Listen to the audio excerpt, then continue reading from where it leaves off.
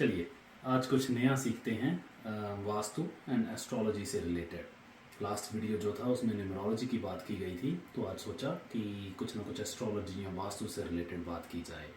तो ऐसा बहुत बार होता है फ्रेंड्स कि बहुत सारे लोग ऐसा कहते हैं कि वास्तु में अपना साउथ फेसिंग घर ना लें, क्योंकि साउथ फेसिंग डायरेक्शंस बहुत ही डेलिकेट डायरेक्शंस हैं। वहाँ एंट्रेंस पॉजिटिव आती तो है, बट वहाँ और भी बहुत सारी प्रॉब्लम्स आने के चांसेस रहते हैं जो कि कम्प्लीटली एस्ट्रोलॉजी से रिलेटेड हैं। अब एस्ट्रोलॉजी शास्त्र, हमारा ज्योतिष शास्त्र क्या कहता है कि सपोज अगर यहाँ राहु महाराज यहाँ बैठे हैं, या किसी भी घर में राहु प्लस शुक्र या राहु प्लस वीनस इनकी कॉम्बिनेशन हो चुका है, शनि महाराज यहाँ बैठे हैं या शनि महाराज यहाँ हैं, like there are so many placements. तो इन सब में सबसे पहले ज्योतिष शास्त्र में प्रिकॉशंस दी गई है कि साउथ फेसिंग घर में ना रहें। अब साउथ फेसिंग घर में ना रहें, उसके पीछे का लॉजिक क्या है आज वो समझते हैं। वो कहते हैं क्योंकि साउथ फेसिंग घर होगा तो ऑब्वियसली जो एंट्रेंस है वो या तो साउथ वेस्ट में खुलेगी, या साउथ में खुलेगी, या साउथ साउथ वेस्ट में खुलेगी, जो कि बिल्कुल भी पॉजिटिव एंट्रेंसेस नहीं होती हैं। ये घर में तभी आती हैं जब कुंडली में, हमारी कुंडली में पित्तर दोष बना हो। और यकीन जानना, ऐसी कोई कुंडली नहीं जिसमें पित्तर दोष ना हो। किसी ना किसी लेवल पे थोड़ा या कम होगा ही, क्योंकि हम सब एक बारबेरियन कल्चर से ही आए हैं। पिछले जन्मों में हम सब बारबेरियन थे। बारबेरियन कल्चर इज वेयर की हमें दूसरे को मारना पड़ेगा अगर खुद को बचाना है। तो आप खुद जानते हैं कि कितने सारे युद्ध हुए, कोई राजे महाराजे लड़ते रहे, फिर उसके बाद वर्ल्ड वॉर्स हुई जिसमें दूसरे को मार के ही खुद को सरवाइव किया गया। तो वहीं से ही ये पित्तर दोष युगों युगों से, और भी बहुत सारे ऐसे कांड हुए जहाँ से ये सब चलता गया। और अब हर किसी की कुंडली में कहीं ना कहीं किसी न किसी लेवल पे पित्तर दोष बना रहता है। और वो पित्तर दोष अगर हम साउथ फेसिंग घर लेते हैं तो कहीं ना कहीं हमारी एंट्रेंस अगर सपोज साउथ में खुल गई तो ओबियसली हमारा गराज उसकी साइड में साउथ वेस्ट में आएगा। और अगर साउथ वेस्ट में गराज आया तो ऑब्वियसली वो 3 4 5 स्टेप्स नीचे होगा, जो कि घर के मेन लेवल से नीचे जाएगा, जो कि बिल्कुल भी अच्छा नहीं है। उसके हिसाब से ये राहु महाराज अपना खेल खेलते हैं। ये डेट इश्यूज दे देंगे, ये प्रॉफिट में कमी करेंगे। राहु, अब ऐसा मत समझना कि राहु का मतलब है कि कहीं ऊपर देखो। अगर आप मुझे फॉलो करते हैं आप जानते हैं राहु मीन्स हमारे विचार, हमारे सोचने समझने की शक्ति, सही टाइम पे सही डिसीजन लेने की पावर, वही राहु है। तो उसमें कमी आ जाती है जिसकी वजह से लाइफ में बहुत सारी प्रॉब्लम्स आती हैं। कहीं साउथ वेस्ट में स्टेप्स 3 4 स्टेप्स उतर के गराज बन गया तो डेफिनेटली जान लेना कि रिलेशनशिप्स तो गए। अब रिलेशनशिप में वहाँ उन घरों में रहने वाले लोगों में रिलेशनशिप प्रॉब्लम्स आ जाएंगी, उनकी स्टेबिलिटी में बहुत सारा फ़र्क पड़ेगा, बहुत सारी नेगेटिविटी आएगी, उतना पैसा जुड़ नहीं पाएगा। तो ये सब प्रॉब्लम्स तो डे बाय डे बहुत सारे लोग फेस करते ही हैं। वो यही वजह है कि साउथ फेसिंग घर में नहीं रहना चाहिए। अब उसके लिए जो एक सिंपल सी रेमेडी है जो आप अगर करेंगे तो वेरी इफेक्टिव। मैं 2 रेमेडीज़ यहाँ पे ये जरूर शेयर करूँगा आपके साथ कि अगर कहीं आपके साउथ फेसिंग घर है और आपकी एंट्रेंस, अब आपको तो पता नहीं कहाँ है, लेकिन जहाँ भी है वहाँ पे, और आपको ये सब प्रॉब्लम्स देखने में मिल रही हैं, relationships unstable, health issues and money saving issues, तो आपको अपनी एंट्रेंस पे जो दहलीज जो है वो राहु को रिप्रेजेंट करती है अकॉर्डिंग टू ज्योतिष शास्त्र।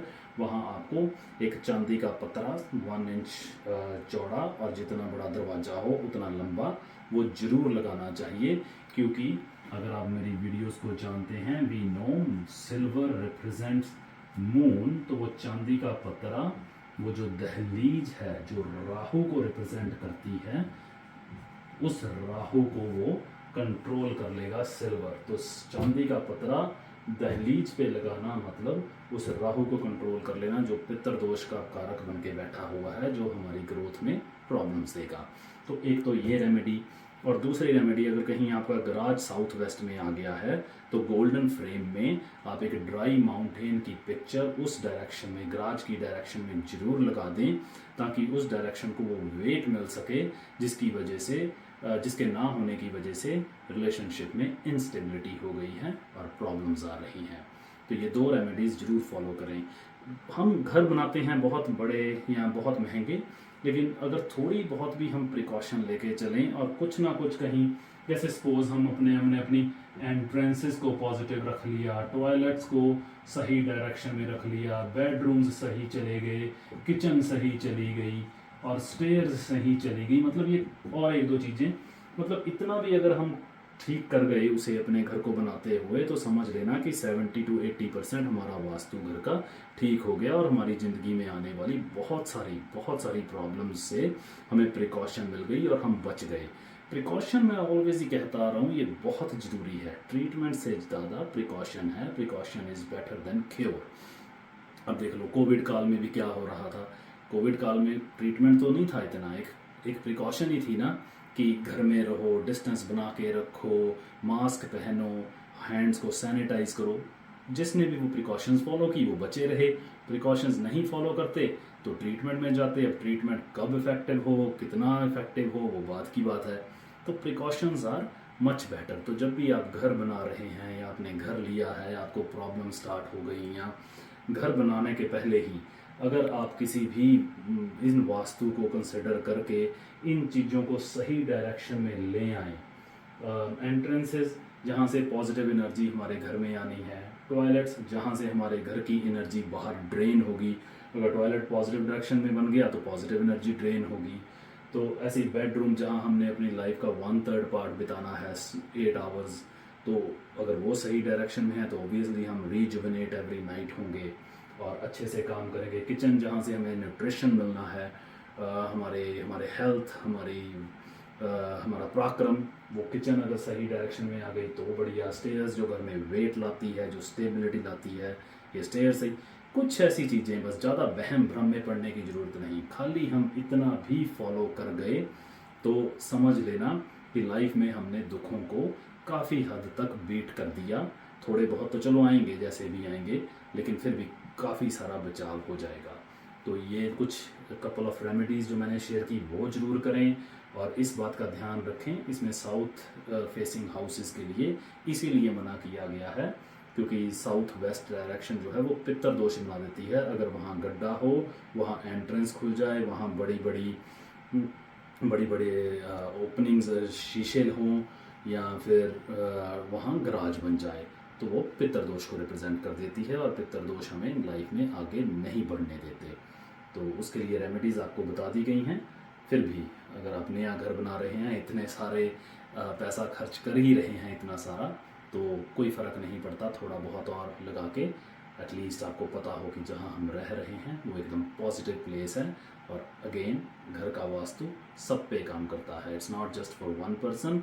जो भी उस घर में रह रहा है, इन इवन अवर पेट्स, उन्हें भी वो पॉजिटिवली ही इम्पैक्ट करेगा। आई होप आपको ये वीडियो ज़रूर पसंद आएगी, ये आपकी लाइफ में कुछ ना कुछ वैल्यू ज़रूर ऐड करेगी। तो आज के लिए इतना ही। Thank you.